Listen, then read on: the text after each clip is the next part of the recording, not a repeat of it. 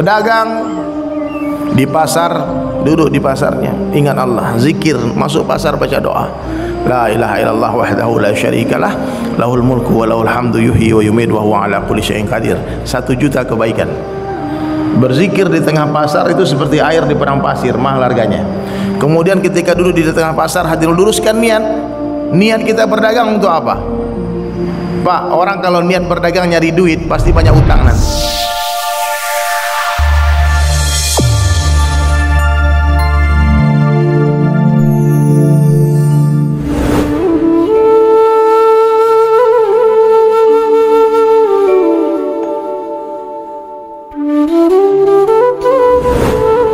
Innal hamdalillah nahmaduhu wa nasta'inuhu wa nastaghfiruh wa nu'minu bihi wa natawakkalu alayhi wa na'udzu billahi min syururi anfusina wa min sayyiati a'malina may yahdihillahu fala mudilla lahu wa may yudlilhu fala hadiyalah. Asyhadu an la ilaha illallah wahdahu la syarikalah wa asyhadu anna Muhammadan abduhu wa rasuluhu la nabiyya ba'da. Qala Allah ta'ala fil Qur'anil Karim, a'udzu billahi minasy syaithanir rajim, bismillahirrahmanirrahim. Wa man ahsanu qawlan mimman da'a ila Allah wa 'amila shalihan wa qala innani minal muslimin. Wa qala Nabi sallallahu alaihi wasallam, man ahya sunnati faqad ahabbani wa man ahabbani kana ma'i fil jannah, atau kama qala Rasulullah sallallahu alaihi wasallam. Baik hadirin sekalian, sebelum kita panjang lebar, saya ingatkan adab-adab majelis. Dalam setiap majelis, siapapun yang berbicara, yang mendengar itu bukan cuma telinga, ya, tapi mata ikut mendengar. Jadi semua jamaah angkat kepala, buka mata. Di dalam majelis tak ada yang tundukkan pandangan. Menundukkan pandangan ini adab melihat perempuan yang bukan mahram. Sehingga selesai majelis ini tak satu pun perkataan saya yang lupa. Abang sama ibu-ibu semua, bapak-bapak, keluar dari masjid ini semua jadi da'i dan da'iyah. Amin. Ketemu orang, ya tadi ada pengajian begini loh, begini loh, begini loh, begini loh. Ini sistem otak manusia ini seperti tape recording. Sekarang seperti kita nggak ingat apa-apa, tapi kalau udah ketemu satu keadaan, ingat itu semua perkataan, nanti dia bunyi sendiri. Maka yang paling penting dalam adab majlis, selain ta'zim wal ihtiram, agungkan dan muliakan ini majlis, kemudian ta'asur fil qalbi, kesankan dalam hati, dan paling penting itu niat amal wa tabligh, niat mengamalkan dan menyampaikan. Semua siap insyaallah? Kurang keras suaranya, siap? Masya Allah. Orang kalau imannya salah, bengkok imannya, tak lurus imannya, tak sahih imannya, tak yakin dia kepada Allah, dia yakin kepada Allah namun dia sekutukan Allah, ada kesyirikan di dalam imannya, seluruh amalnya tertolak. Kalau iman kita salah, seluruh amal kita salah. Kalau iman kita benar, seluruh amal kita benar. Makanya baginda Nabi sallallahu alaihi wasallam di Makkah 13 tahun mati-matian, pagi, siang dan malam buat usaha atas iman. Itu yang Nabi buat. Apa itu usaha atas iman? Orang bingung hari ini.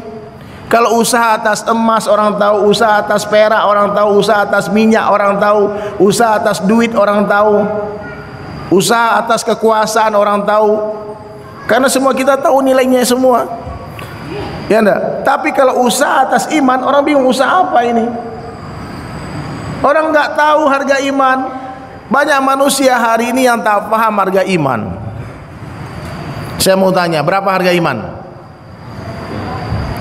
Berapa? Nggak dijual? Nggak dijual, not for sale, berarti mahal banget.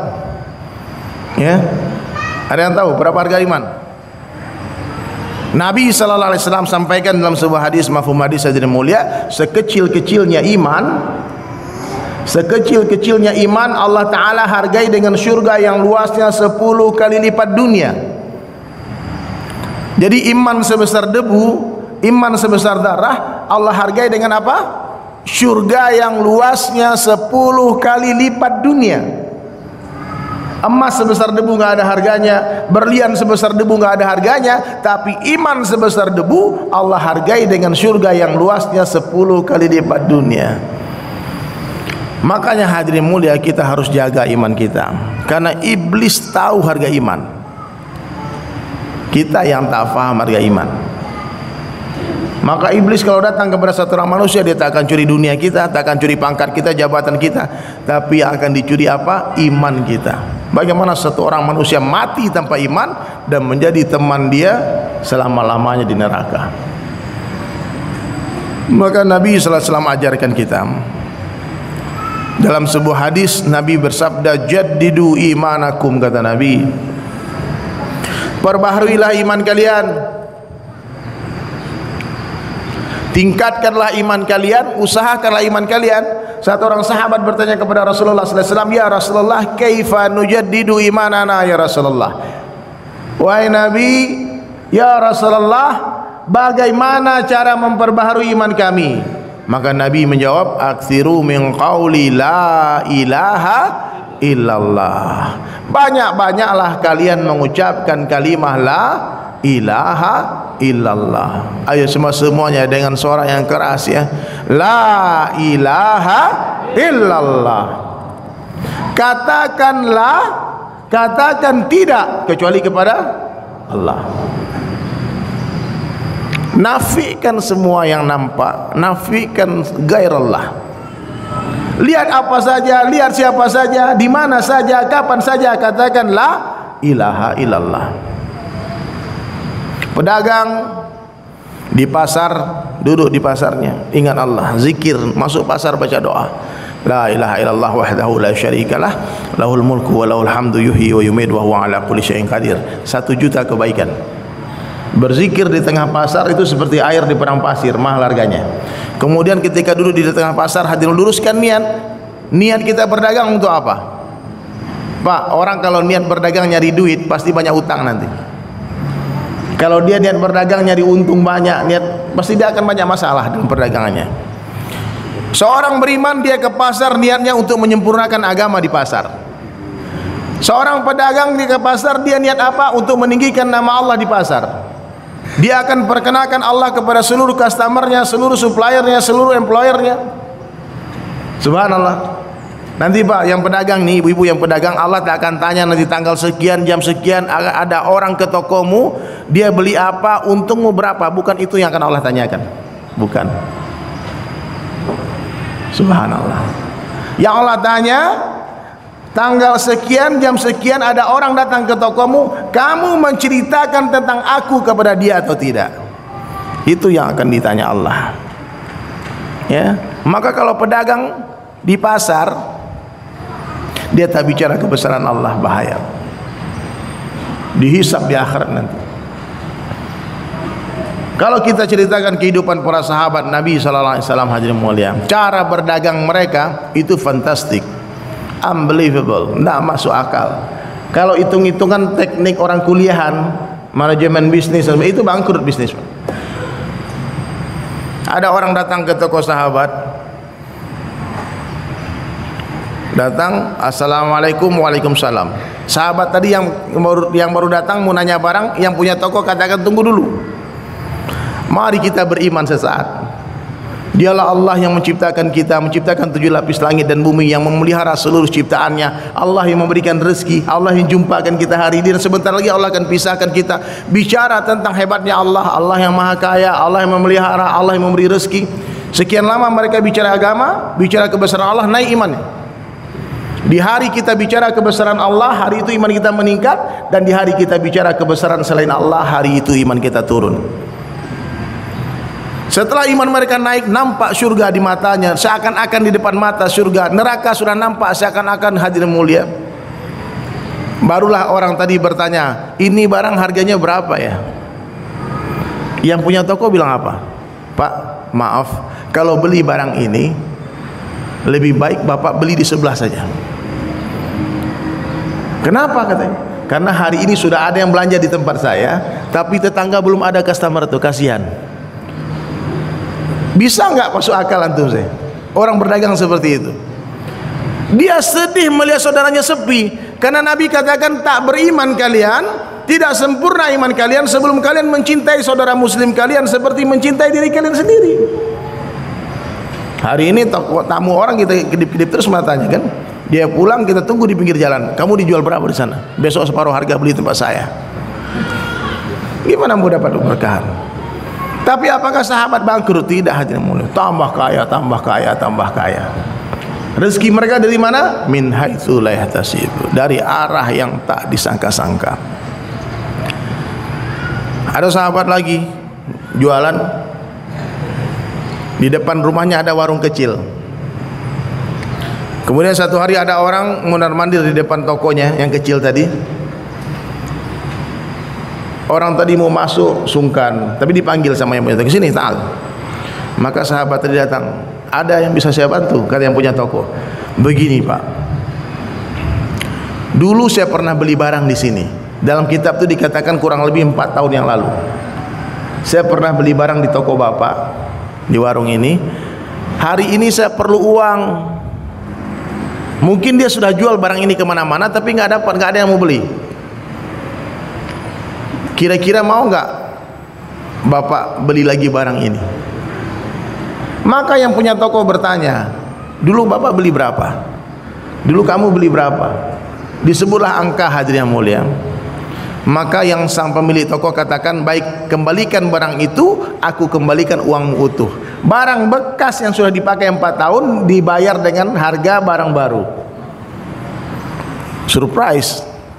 Dia langsung lari pulang ke rumah, dia selesaikan semua hajat dia, keperluan-keperluan dia, baru dia balik ke tempat orang tadi. Ternyata dia tokonya sudah tutup, close. Dia tunggu lama gak buka-buka, akhirnya dia gedor pintunya karena dia memang tinggal di dalam. Maka si pemilik toko tadi keluar dan bertanya, "Maaf, ada yang bisa saya bantu lagi? Kenapa tutup tokonya, Pak?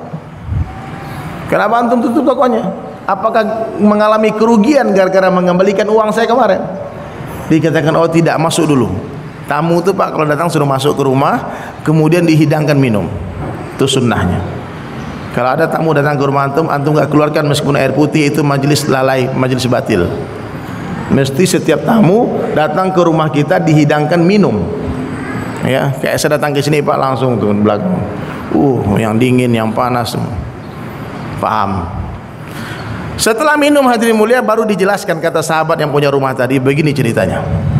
"Beberapa tahun yang lalu aku pernah duduk di majelisnya Rasulullah SAW dan aku mendengar Nabi bersabda, seorang pedagang yang menjual barang," ini kurang lebih artinya, hadirin mulia, "dan kemudian si pembeli mengembalikan barang tadi, dia return, dan dengan ikhlas si pedagang mengembalikan uang orang tadi, maka Allah Subhanahu wa taala akan bangunkan satu istana di surga untuk si pedagang." Waktu saya duduk di majelis itu, saya bukanlah seorang pedagang, maka saya bukalah toko kecil, warung kecil di depan rumah saya ini dengan harapan ada orang yang mau mengembalikan barang. 4 tahun saya berjualan, baru kemarin kamu yang kembalikan barang. Setelah orang kembalikan barang, tokonya ditutup, Pak. Kenapa? Sudah dapat satu istana di surga. Sekarang periksa nota kita, Pak. Barang yang sudah dibeli tak boleh dikembalikan. Ini cara berdagangnya Yahudi, Pak. Siap diganti itu nota semua, Pak. Pulang nanti disobek itu nota semua, bikin print baru. Barang yang sudah dibeli tolong dikembalikan.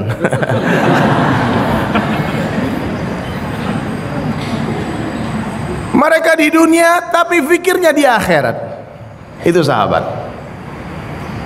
Apa yang mereka bicarakan, dia pikir apa manfaatnya untuk akhirat saya? Kalau saya jualan ini, apa manfaatnya untuk akhirat saya? Karena mereka sadar betul, hadirin sekalian, para sahabat Nabi sallallahu alaihi wasallam, dunia bukanlah tempat tinggal, tapi dunia adalah tempat meninggal. Dunia bukanlah tempat tinggal kita, tapi dunia adalah tempat yang akan kita tinggalkan. Ya, sementara ini dunia. Maka sungguh bodoh orang-orang yang mencintai dunia, tertipu oleh dunia. Dunia ini nggak lama, Pak, sekejap mata. Satu hari akhirat 1000 tahun dunia, 1000 years dunia. Ayat lain katakan 50,000 years dunia, 50.000 tahun dunia, satu hari akhirat. Masalah di dunia bukanlah masalah yang sesungguhnya. Masalah yang sesungguhnya adalah di akhirat. Kenikmatan di dunia bukanlah kenikmatan yang sesungguhnya. Kenikmatan yang sesungguhnya adalah di akhirat. Dikumpulkan seluruh penderitaan di dunia, hadirin sekalian. Masalah-masalah di dunia, kesedihan-kesedihan dikumpulkan, penderitaan dikumpulkan, musibah-musibah dikumpulkan. Di dunia dikumpulkan semua permasalahan, semua penyakit dikumpulkan, semua penderitaan dikumpulkan di dunia ini. Kemudian dibandingkan dengan penderitaan satu orang ahli neraka yang paling rendah hukumannya. Seluruh penderitaan dunia dari zaman Nabi Adam alaihissalam sampai manusia terakhir dikumpulkan, lalu dibandingkan dengan penderitaan satu orang ahli neraka yang paling ringan hukumannya, maka seluruh penderitaan dunia ibaratkan satu tetes air yang berbanding dengan samudera yang luas. Tidak ada apa-apanya. Satu orang yang tak pernah susah di dunia ini, kaya raya, terkenal, punya pangkat dan jabatan, rumah mewah, mobil mewah, semua kenikmatan dunia Allah berikan, tapi kafir, tak beriman kepada Allah, maka nanti ketika di akhirat Allah celupkan, nanti hadirin mulia, satu celupan ke neraka.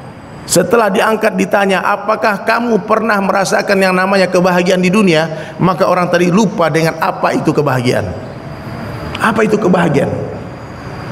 Seluruh orang yang paling menderita di dunia dikumpulkan, tapi dia beriman kepada Allah. Di akhirat nanti Allah masukkan dia satu celupkan ke dalam syurga. Kemudian ditanya, apakah pernah kamu menderita di dunia? Maka dikatakan, apa itu penderitaan? Tidak ada apa-apanya. Maka hadirin mulia, dunia inilah tempat kita memilih. Di dunia inilah kita memilih, hadirin mulia, kita mau kemana. Ambil keputusan hari ini. Ada dua jalan di dunia, ada dua tempat di akhirat. Jalan yang pertama, hadirin sekalian, adalah jalannya Allah fi sabilillah, jalannya nabi-nabi, jalannya baginda Rasulullah sallallahu alaihi wasallam. Apa jalan mereka?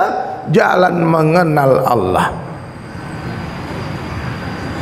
Qul hadhihi sabili ad'u ila Allah. Katakanlah wahai Muhammad kepada seluruh umatmu, inilah jalanku, ajak manusia kepada Allah. Seluruh nabi datang kepada manusia. Pak, kita ini bukan nabi ya, tapi kita pengikut nabi. Kalau nabi datang kepada manusia, maka kita pun harus datang kepada manusia. Datang tak perlu diundang, tak perlu diantar. Datang tak dijemput, pergi tak diantar. Itu dai, ya. Bukan jelangkung, itu dai. Datang membesar-besarkan Allah, memuji-muji Allah di hadapan manusia. Dai-dai datang tak berharap apa-apa daripada orang yang didakwahinya, tak berharap sedikit pun interest, manfaat dunia daripada orang yang didakwahi itu dai. Dai-dai datang tak mengharap pujian, sanjungan, tak mengharap pangkat dan jabatan ataupun popularitas, tidak ada. Semata-mata datang karena kecintaan kepada Allah. Dai-dai datang kepada manusia, nabi-nabi datang dicaci maki, diludahin, bahkan dilempar, bahkan diancam mau dibunuh sama umatnya, tapi mereka pun tak terkesan, tetap datang. Kenapa? Karena kecintaan para nabi kepada umatnya.